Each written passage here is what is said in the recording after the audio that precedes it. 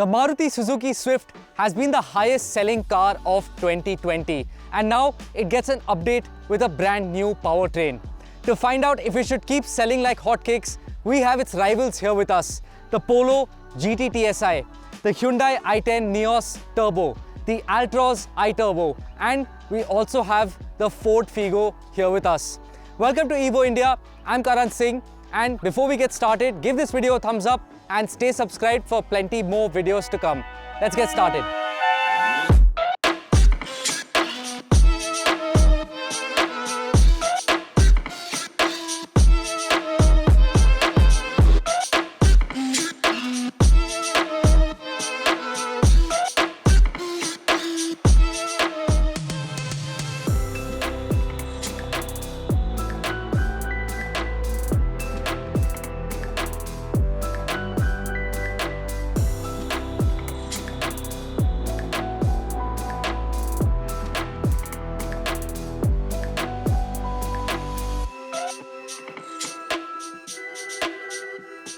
Let's get started with the new kid on the block. Now I say new, but for 2021 the Swift hasn't really changed too much. Let's talk about looks first. So on the outside, the Swift is rather similar to how it was previously. Almost nothing has changed except for that slash of chrome on the front grille and this dual tone color scheme that you do have to pay a little bit extra for. Now let's talk about the inside. So on the inside, the layout is largely the same of what we saw with the earlier Swift. But you do get a new Smart Play Studio infotainment system which works rather well. It is crisp, sharp, easy to use, and of course it gets Apple CarPlay and Android Auto. There's also a new larger 4.2-inch screen between the dials here, which is nice. It gives a good readout of information and you can scroll through quite a few features here. Now while all these changes are actually welcome additions to the Swift, that's not the main change here. The main change is actually under the hood. It now gets a new 1.2-litre dual-jet petrol engine. Now dual-jet promises to increase responsiveness as well as fuel efficiency, which is also helped by a new idle stop-start system.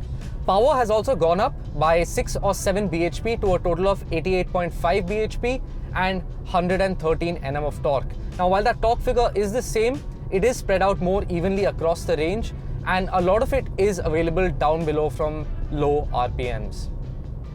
Now how does that translate to the driving experience? Well, the Swift does feel a lot more eager thanks to the dual jet engine. At low RPMs, like I'm just below 2000 RPM, third gear, 40 kilometers per hour, I stomp on it. The revs do start to pick up. We're at 60 now.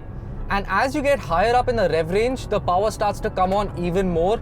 And then the Swift urges you to take it to that red line, which is great because the engine, this 4-cylinder engine, it sounds brilliant when revved out. And at low RPMs, it is silent, smooth, refined. This gearbox too, this 5-speed manual, it is really slick, buttery smooth. Rev match downshifts are extremely rewarding, and when you just want to do a smooth shift, don't think too much about it. And like a Japanese gearbox should, this feels very slick. And now let's talk handling. So the Swift has been known to be an enthusiast-friendly hatchback, but ever since it moved to the hardtech platform, things have become a little more soft. And this new Swift, so yes, there is a little bit of body roll, there is a little more play in the steering. That hydraulic steering is gone now, but the Swift still feels very planted. The driving position is fantastic. There is no telescopic adjustment for the steering wheel, which is a miss considering the Baleno gets it. But the driving position is great. You can sit nice and low down thanks to a height adjustable driver's seat on this variant. And the Swift is a very fun car to chuck around. But let's see what the competition has been up to, shall we?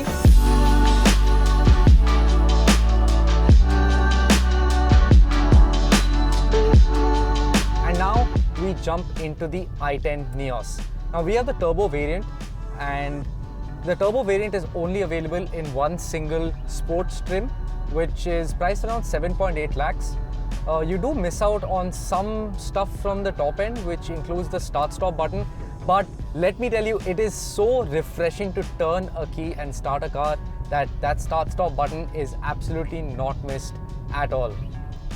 Other differences over the top spec Asta trim are some chrome garnishing and rear wipers and all. It's not too much of a difference, And what you get for the price is this 1-liter turbocharged engine. Now it produces 98.6 bhp and 172 Nm of torque. Now that's a lot of torque. If you floor the i10 Nios in second gear, it does spin up its wheels. But before we talk about what the i10 Nios is like to drive, let's talk about looks. Now from the outside, the Nios is actually one of my favorite cars in this segment. I love how the projector headlamps look. I love the premium paint finishes that Hyundai is offering with the i10. I love the treatment to the boomerang shaped DRLs. It all looks rather nice. On the inside, the i10 has a very nice cabin, a nice layout. So you have a part digital speedometer here with an analog tacho. And you have a fairly large infotainment system with Apple CarPlay, Android Auto, and the buttons, switchgear, the quality is fairly good inside the cabin. And now let's talk about what the i10 Nios Turbo is like to drive. In a word, absolutely brilliant. This 1-liter engine in such a small compact car makes it so much fun to drive. There is a little bit of turbo lag right below around 1,500 RPM. But then after that, when you stomp on it, the Nios, it picks up speed. We're at 70, 80, 90, and that's 100. It really moves, you know. Now, enthusiastic driving aside, this 1-liter turbocharged engine is also great for the city. There's enough low-end torque that you don't have to keep rowing through the gears, and at low RPMs, the engine is quite refined. You do feel a bit of that irregular 3-cylinder engine note, but it's not too bad, and not a lot of that creeps into the cabin. Now, in terms of handling, the Nios actually has a very light and fairly vague steering wheel, which means that it doesn't inspire a lot of confidence when you chuck it into a bend.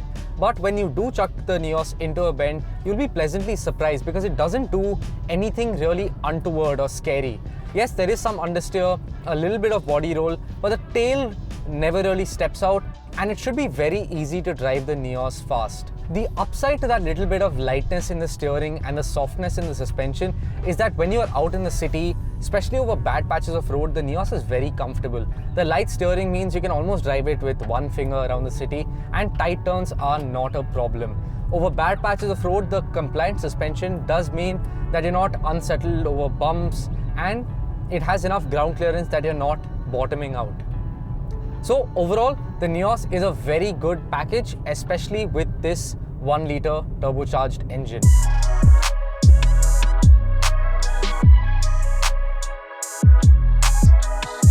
And now we get into the Altroz iTurbo.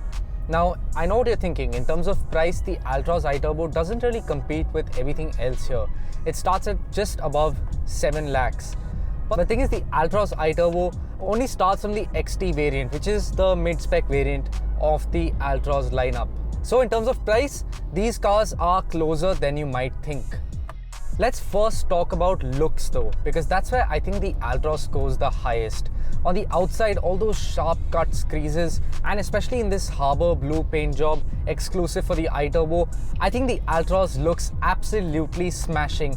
And if this was a beauty contest, I think the Altroz would easily take the cake.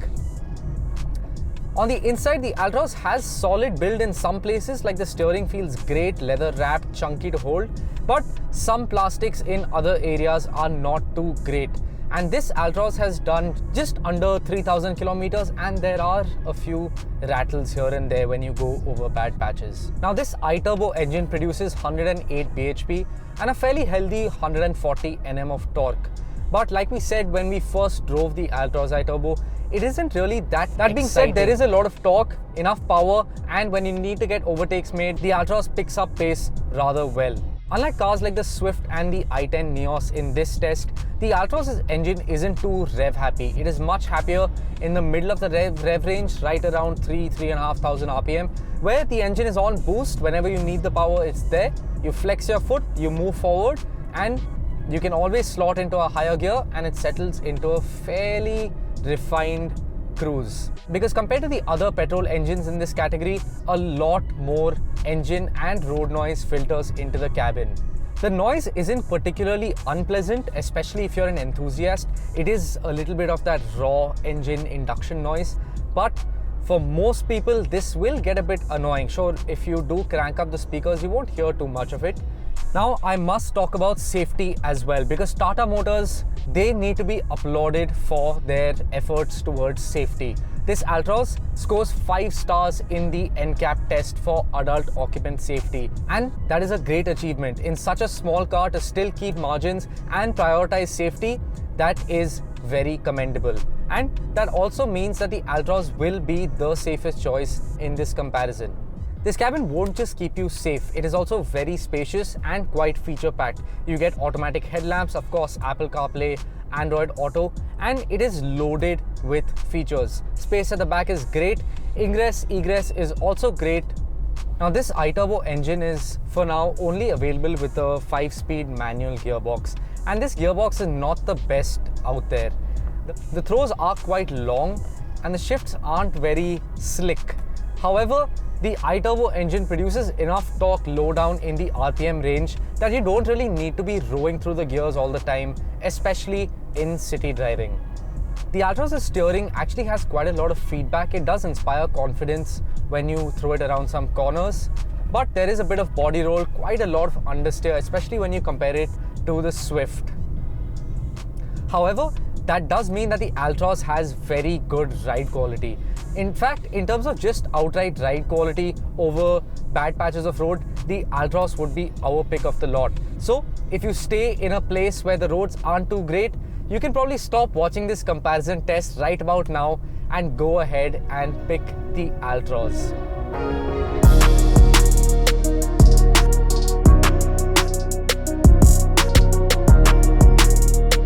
And now finally, we hop into the Ford Figo.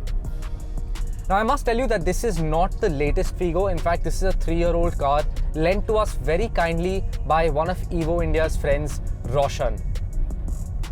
This is actually a diesel variant of the Figo, but we're not going to be comparing the engine here. So we have driven the 1.2 litre naturally aspirated engine which produces 95 bhp. In fact, it is the most powerful naturally aspirated engine in its class, which means it is an enthusiastic engine. It is fun to drive.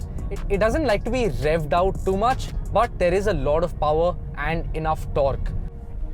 Now, engine aside, firstly, let's talk looks. Now the Figo, much like the EcoSport, hasn't changed too much ever since this second generation Figo was introduced. But the top spec blue variant does get those really cool blacked out 15-inch rims and those graphics which make it look a bit like the Figo S. Sadly, the S isn't here anymore, but I must say that the newest generation facelifted Figo does look quite cool. On the inside, the layout of the new Figo is similar to this, but it does get a central infotainment screen. That infotainment screen does get smartphone connectivity, but no Apple CarPlay, Android Auto, so you will be resorted to Bluetooth or normal USB connectivity. But in terms of features, that might be the only place where the Figo is lacking, because it does get automatic headlamps, automatic wipers on the top spec variants, there is climate control, and a lot of what you expect at this price point. Let's talk about what the Figo is like to drive. Well, firstly, the steering. It is easily the most direct, the most communicative out of every other car in this comparison test. It is absolutely fantastic. It is brimming with feel. When you chuck the Figo into a corner, the chunky steering is great to hold and it inspires a lot of confidence. The Figo is also very stable around bends and at highway speeds as well. The Figo remains very planted. Now the Figo's ride quality is very good. It is slightly on the stiffer side, maybe not as plush as something like the Altroz, but not uncomfortable by any stretch. Now, while the Figo's ride quality is actually fairly good, it does have quite low ground clearance, and that does mean that over some of the really bad potholes and craters, you will end up scraping its belly. Now, the owner of this car, Roshan, has told us that Ford has done a lot to reduce the cost of ownership for the Figo. Now this car is 3 years old and has done almost 1 lakh kilometers, and it has to be serviced between every 10,000 kilometers, which is pretty regular. But the bill rarely comes up above 6,000 rupees. Now that may be higher than something like a Swift, but compared to cars like the Polo, that is considerably lesser. And cost of ownership is something to factor in when you're making a buying decision. Now overall, I must tell you that the Figo doesn't feel particularly special in one area. In terms of driving, it is very good, but not the best in the segment. and the interiors, even on the facelifted variants, do feel a bit dated. Especially compared to cars like the Nios and the Altroz. So the Figo, it is more of a jack of all trades.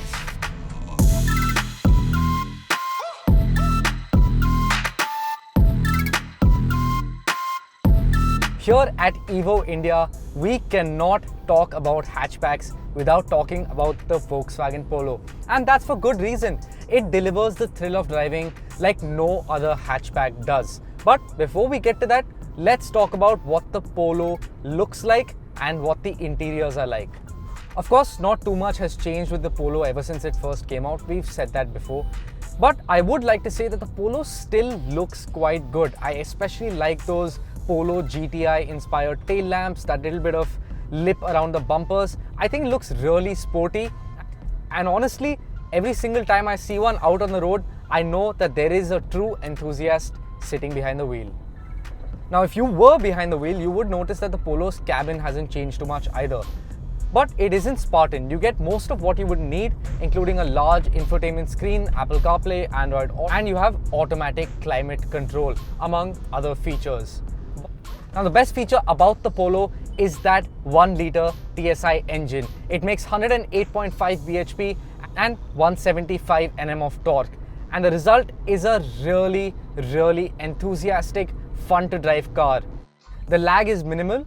I'm in second gear, just under 2000 RPM now. If I floor it, yes, it takes some time for the turbo to spool up, but when it does, the Polo moves and we're already up at 80. It is a really fun, enthusiastic car to drive. The engine is definitely not the most refined in this lot. I think that award would go to the Swift, but not a lot of it filters into the cabin. And on a highway cruise, for example, I'm at 50 kilometers per hour now, you stick it in 4th or 5th and it is almost silent. Now, dynamically is also where the Polo shines. You chuck it into a corner and the tight chassis just follows you around. There is some understeer, as is to be expected in a front-wheel drive hatchback, but the Polo, it inspires the most amount of confidence. In terms of handling, in terms of driving dynamics, the Polo is easily the winner here. I must also tell you that the Polo's driving position is fantastic. The steering feels great to hold, you get a good view out, and you can position the seat nice and low. While we were talking about driving position of the Polo, I did forget to mention that the Polo is the only car in this test with a tilt and telescopic adjustment for the steering wheel. So you can get nice and comfortable very easily when you're sat in the Volkswagen Polo. When you do go over some bad patches like we are on now, yes, the ride is a bit stiff, but then the upside of that is the great handling that you get. But all is not sunshine and rainbows in the Polo, because like I told you, the interior does feel a bit dated, and if you're looking for something fresh from your hatchback, the Polo is not where you would find it. I must also tell you that the space in the rear seat is very cramped, probably the lowest in this class, and the boot space isn't very generous as well. The Polo does one thing, and it does one thing very, very well, and that is deliver the thrill of driving. Now, which one comes out on top? Well, in a test like this, there is usually something for everyone. We have been very vocal about our love for the driving experience that the Polo offers, and that is the case here as well. If you want the thrill of driving, the Polo is clearly the champion. Now, the Swift, it offers great value for money, a very engaging driving experience, but then you get a cabin that doesn't feel as premium as some of its rivals. We also have the Tata Altroz iTurbo. It might not deliver a lot in the thrill of driving department, but it does have plenty of space on the inside, great features, good looks, and the all-important 5-star safety rating. And then we have the Ford Figo. Had the Polo not been here, it would have taken the cake in the driving department. But the Polo is here, and the Figo remains a jack of all trades. It doesn't ace any particular department, but it is still a very good, well-rounded hatchback. And finally, we have the i10 Nios. It has good looks, great space, plenty of features, and a really well-built cabin. The only thing letting it down in the past was that slightly dull, naturally aspirated powertrain. But if you shell out a little bit more for this turbo variant, you get one of the most well-rounded hatchbacks in the country today. And that's why today it's the winner of our test. Subscribe to the Evo India channel and hit the bell icon to keep pace with the thrill of driving.